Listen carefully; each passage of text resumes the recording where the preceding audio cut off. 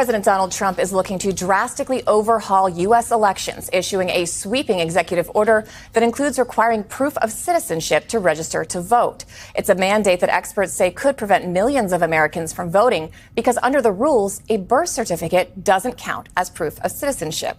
We want to bring in Vote Beat editorial director Jessica Huseman. Jessica, so if a birth certificate doesn't count as citizenship, what exactly does? And is it a document most Americans are going to have? Yeah, it's funny because a lot of the documents that he's requiring don't actually attest to citizenship at all. Real ID does not necessarily associate in some states with citizenship. New Hampshire is having some of those issues right now. And so it's a strange list of documents. It's clearly been written by a group of people who don't know a lot about how elections are administered or how government documents how the government documents citizenship on identification. Well, I mean, what are the long-term ramifications of this requirement? And could it end up, ironically, doing Republicans a disservice if things like passports count, but, there's confusion about other IDs that people may not have in Republican strongholds? All right, people, welcome back to Dr. John Podcast. While media focuses on Trump's daily circus, Democrats have quietly built a coordinated, multi-front legal war against the administration, using class action lawsuits representing thousands of Americans harmed by executive actions. This courtroom strategy, operating without Congress or elections, could reshape political opposition for decades, and Trump has already felt its power in cases he's lost and paid millions to escape. A new legal challenge has emerged targeting one of Trump's executive orders on voting by mail, arguing that it fundamentally violates the Constitution and undermines the very structure of American elections. The lawsuit, filed in federal court by Democratic congressional leaders and advocacy organizations, makes a compelling case that this executive order dramatically restricts the ability of millions of Americans to vote by mail, impinging on traditional state authority over elections, and violating multiple federal laws, including the Voting Rights Act. Yes, I do think this is going to affect Republicans, and in some parts of the country, it's going to affect Republicans specifically. So we talked to a clerk in Michigan yesterday who is in a rural part of the state, extremely Republican.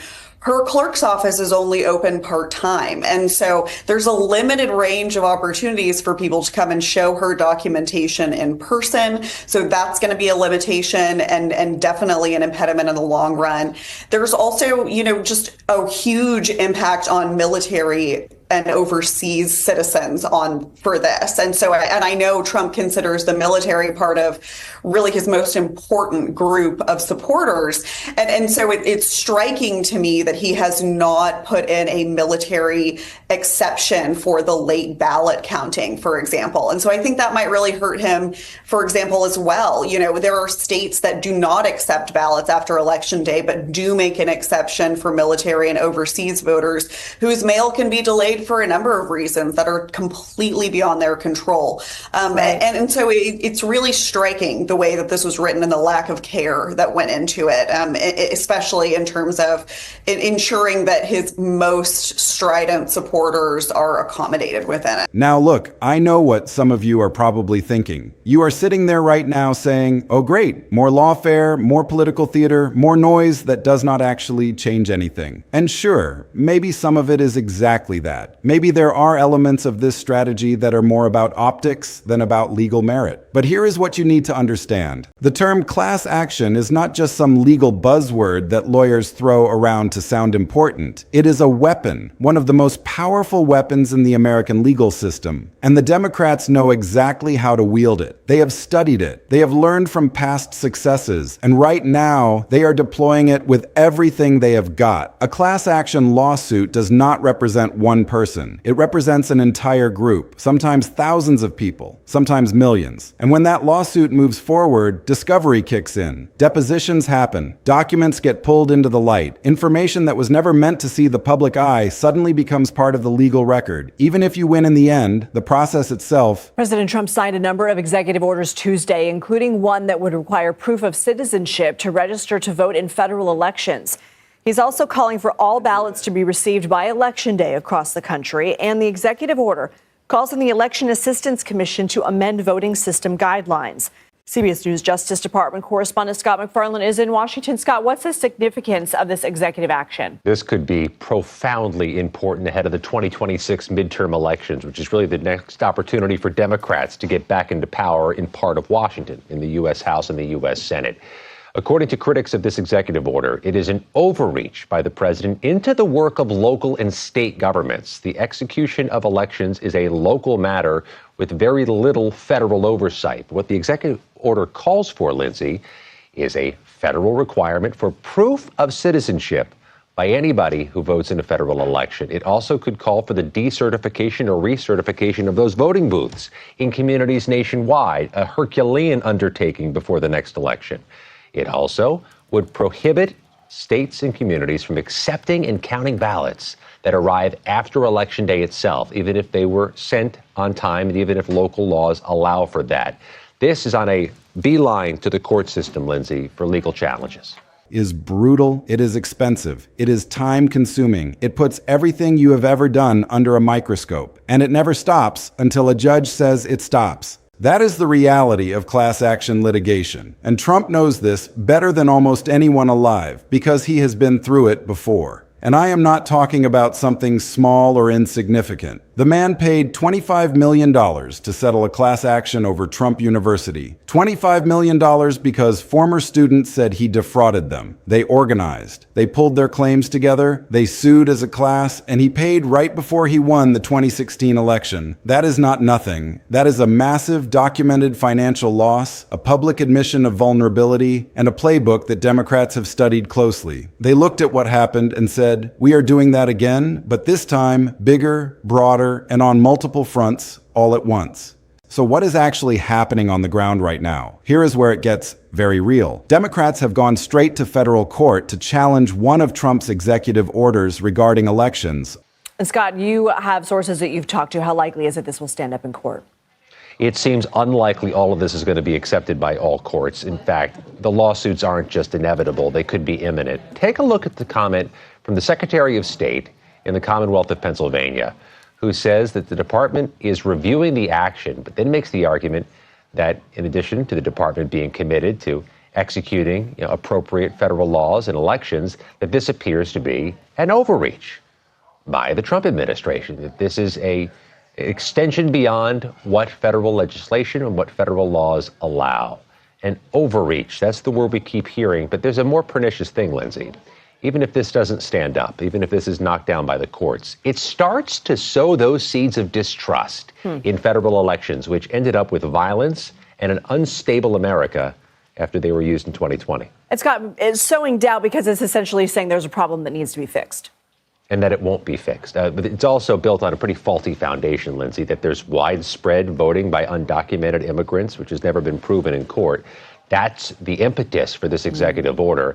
That's an argument that likely will be made if the 2026 elections don't go the way everybody wants them to go. Arguing that he was illegally trying to interfere with how states run their own elections. And they framed the entire case as defending millions of voters. Not one voter, not a small community, but millions of Americans whose voting rights, they argue, are under attack from an unconstitutional executive order. Do you see what they did there? That is a class action argument wrapped inside a constitutional lawsuit. They turned millions of ordinary voters into a group of people being harmed by one man's executive order. That is smart. That is legally dangerous for the Trump administration. And that is just one case out of many that are moving through the courts right now. There are more, many more, each targeting a different policy, each representing a different group of Americans, each designed to create maximum legal and political pressure. And while all of that is happening in the courtrooms, you have Democratic lawmakers who are out here telling their constituents, look, we do not have the votes in Congress to stop everything he does, but here is what we can do. And then they point them straight toward the courts. They are helping to fund legal challenges. They are backing attorneys, general and blue states, who are filing lawsuit after lawsuit. They are highlighting every policy that affects a broad group of people, because that is the gateway to class action territory. This is wild, right? Stop and think about this for 1 second. The normal playbook for the opposition party is to fight in Congress, pass legislation, win elections, block appointments. But what happens when you do not control Congress? What happens when the election is already over and the results are not going your way. You go to the courts. And right now, for Democrats, the courts are the real opposition to Trump. Not any individual politician, not any spokesperson, the courts. And Trump knows it. He has complained about it publicly, loudly, repeatedly. His allies call it lawfare. They say Democrats are weaponizing the legal system against the sitting president. And maybe they have a point in certain specific cases, but here's the other side of that argument. When you use executive orders to make sweeping changes that affect millions of people, those people have the right to challenge you in court. That is not weaponizing the system. That is literally how the system was designed to work. Trump is back in office. He is signing orders. He is making moves, and Democrats are coming for him in every courtroom they can find, with class actions, with constitutional challenges, with lawsuits that represent not just one person, but entire categories of Americans who say they have been harmed. This is a massive deal, and understanding what is really happening here requires looking at the deeper layers that most people completely miss. Let me take you deeper into this story, because I think there is a layer here that most people completely miss. And it matters a lot, because if you only hear the surface version, it sounds like just another political squabble between two parties who do not like each other. But when you actually understand what is happening underneath, it is so much bigger than that. So let us start with a basic question. Why are Democrats doing this right now? Why the court strategy? Why the specific focus on class action and class action style lawsuits? Here is the honest truth. Democrats lost the election. They know that. They are not pretending otherwise. But losing an election does not mean you lose every fight. And in America, the court system exists specifically so that powerful people, even presidents, can be challenged when they step outside the boundaries of what the law allows. That is not a partisan talking point. That is the literal design of the American system of government. And Democrats have figured out that civil litigation, especially class action style lawsuits, is one of the most powerful tools available inside that system right now. Here is why class actions are so effective in this particular moment. First, they are impossible to ignore. When one person sues you, it is a lawsuit. When 10,000 people sue you, it is a movement. It is a news cycle. It is pressure that does not go away just because you won an election or signed a new executive order. Second, the discovery process in civil cases is genuinely brutal. We are talking about subpoenas for documents, depositions under oath, financial records, internal communications. All of it gets pulled into the open and handed over to lawyers on the other side. And you cannot take the Fifth Amendment to dodge a civil case the same way you might in a criminal proceeding. The exposure is real. The legal risk is real. And the consequences of what gets discovered can go far beyond the lawsuit itself, because once something is in the legal record, it is public. Third, class actions are expensive to fight. Even if you ultimately win, you spend years and millions of dollars defending yourself. And the Trump orbit has spent a significant chunk of the last several years fighting legal battles of all kinds. His legal team knows exactly what it costs. They know what it takes. And a wave of new class action style lawsuits hitting all at once. That is a nightmare scenario for any defense operation, no matter how well funded. Now let us talk about the Trump University case again, because I keep coming back to it for a very specific reason. In 2016, right before he won the presidential election, Trump settled a class action lawsuit brought by former students of Trump University. Those students said he defrauded them. They said he promised them real estate secrets from the best instructors in the business and delivered basically nothing of value. The settlement was $25 million, and Trump, who never admits he is wrong about anything, settled. He paid. He did not fight it to the end because class actions work. They create enough pressure that even someone with unlimited legal resources sometimes decides it is better to just make it go away. And legal analysts are now saying that the exact same playbook, coordinating large groups of people who all claim they were harmed by Trump's actions, is being revived. Not just in one case, across multiple fronts simultaneously. Immigration policy, election rules, treatment of federal workers, environmental rollback. Every major policy decision that hits a broad group of Americans is potentially a class action waiting to happen. Let that sit with you for a minute. Now here's the part that really throws a lot of people off, and I think it is important to clear this up. A lot of people assume that a class action has to be filed by a formal political party, like they imagine Democrats literally walking into court and saying, "Hi, we are the Democratic Party and we are suing Trump." That is not how this works at all. What actually happens is this. You get a group of voters or workers or immigrants or students or consumers, whatever group is being directly affected by a specific policy or executive action. And their lawyers go before a judge and say, Your Honor, all of these people have been harmed in the same way by the same actions. We would like to represent them together as a class. That is the mechanism. That is how it works. And Democrats, through their advocacy groups, their network of attorneys general, and their legal funds, are helping to identify those groups, fund those lawsuits, and amplify the message in the public eye. The party name may not always be on the lawsuit itself, but the strategy, the coordination, the infrastructure that is coming directly from the Democratic ecosystem, and it is moving fast. Let me give you some concrete examples of what is actually unfolding. Multiple Democratic attorneys general, the top law enforcement officers in their states, have filed or backed lawsuits specifically challenging Trump executive orders. And when you read through those legal filings, the language is deliberately broad. They are talking about millions of people being affected. They are talking about entire categories of harm being done to entire categories of people. That is class action thinking applied at the state level, even when the lawsuit is not technically labeled as a class action in the formal legal sense. And Democratic lawmakers have been out here telling their constituents directly, look, we do not have the votes in Congress right now to stop what Trump is doing on every front, but there are lawsuits in motion. There are attorneys general fighting. There are legal tools being used on your behalf every single day. The message is essentially, the courts are still open. The system is still functioning. Do not give up just because Congress is not moving. Legal voices in this space have laid out exactly this argument in very clear terms, saying that civil litigation, specifically using lawsuits that treat Trump's actions as systemic harms affecting whole groups of people, is one of the key tools for holding him accountable when the political system cannot or will not do it on its own. And here is what I think is so important about that framing. This is not just about punishing Trump. This is about accountability as a process, a mechanism that runs parallel to politics and does not depend on election results or congressional votes to function. When Congress is gridlocked and one party controls the chamber and refuses to hold hearings or pass meaningful reforms, the courts step in as the accountability mechanism. And that is actually a pretty important civics point, whatever you think about the politics involved, because that is what the system was designed to do.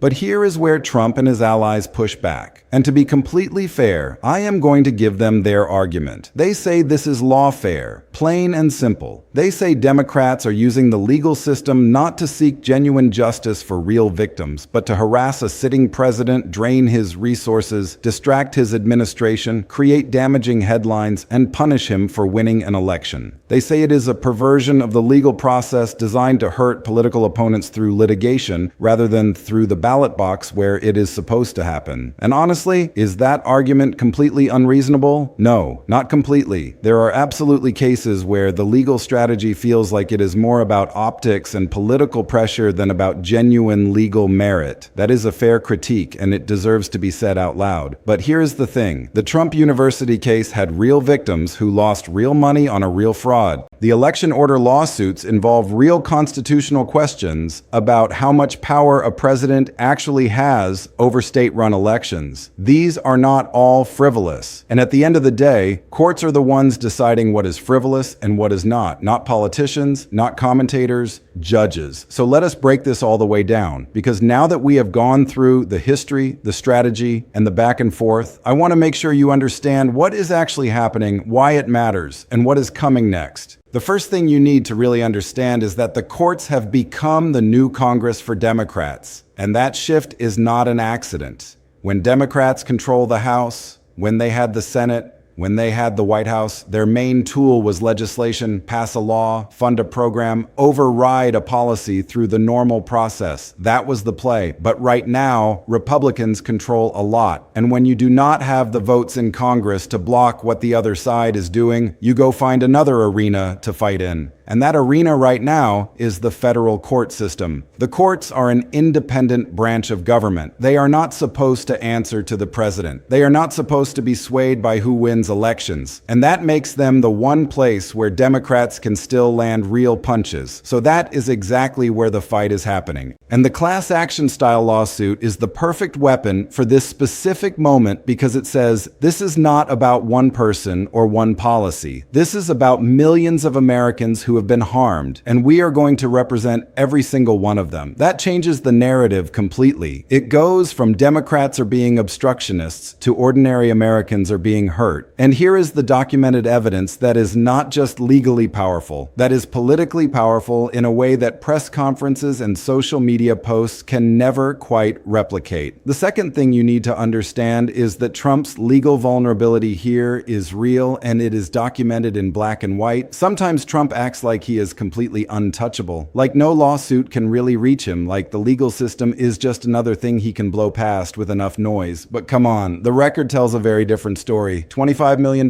that is what Trump paid to settle the Trump University class action. Real money, real victims, a real loss that he could not talk or tweet his way out of. And that case followed a very specific pattern. A group of people who all claimed the same harm, organized into a class, brought a coordinated lawsuit, and extracted real accountability from someone who said he could not be touched. Legal analysts are pointing to that case as the exact template being used right now because the things Trump is doing as president, the executive orders that affect millions of people at once, the policy changes that hit entire categories of workers or immigrants or voters, those are precisely the kinds of broad, sweeping systemic actions that class action law was built to address. And here is something people forget. When you are a sitting president, you have some legal protections, but they are not unlimited. They do not cover everything you do. Civil lawsuits tied to actions before you took office can still move forward. Actions that courts determine go beyond the bounds of presidential authority are still reviewable. And every time a new executive order drops that affects millions of people somewhere, right now a lawyer is already drafting the complaint. That is just the reality of where we are. The third thing, and this might be the most underappreciated part of this entire story, is that Democrats are playing a long game here. And based on everything we are seeing, it is working. Think about it this way. Every time a court issues an injunction against a Trump executive order, that is a win. Even if a higher court later reverses it, there is a delay. There is public attention. There is a record being built. And the administration has to spend political capital explaining why they were blocked, why they are appealing, and why they believe they are right. Every time a class action complaint gets filed and survives the first round of legal challenges, discovery opens up, documents get requested, depositions get scheduled, and in discovery, things come out. Things the administration did not plan on making public. Things that can be embarrassing at best and legally significant at worst. And every time a Democratic Attorney General files a multi-state lawsuit challenging a Trump policy, it sends a direct message to the tens of millions of people living in those states. Your government is fighting for you even when Washington will not.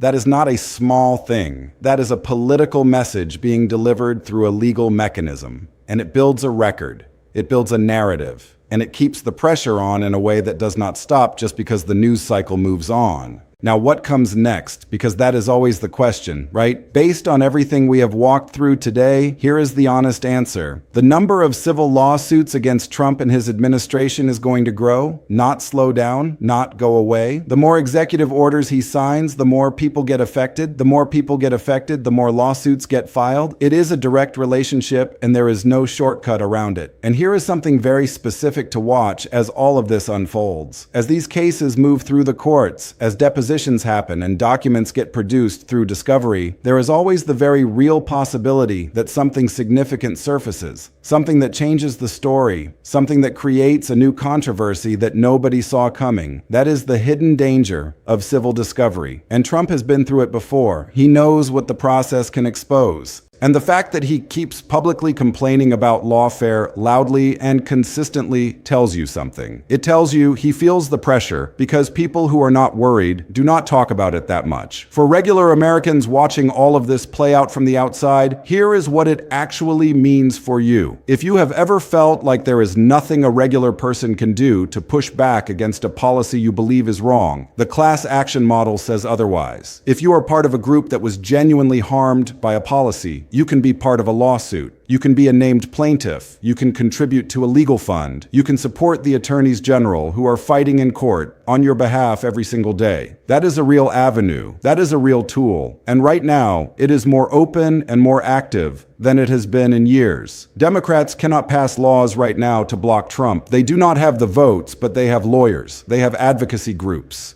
They have attorneys general across the country, they have legal funds that are growing, and they have the courts. And they are using all of it all at once in a coordinated strategy designed to hold Trump accountable through civil litigation when every other political avenue is closed off. Trump has been through class actions before. He paid $25 million to make one go away, and now more are coming. Bigger ones, broader ones, representing not just a few hundred students, but potentially millions of voters, workers, immigrants, and consumers who say his policies have caused them real documented harm. The courts are not going to solve everything. They are not going to reverse an election. They are not going to magically flip who controls Congress. But they can slow things down. They can force transparency where there would otherwise be none. They can extract accountability from people and administrations that believe they are beyond reach. And they can keep the pressure on in a way that does not fade. Because unlike a news cycle,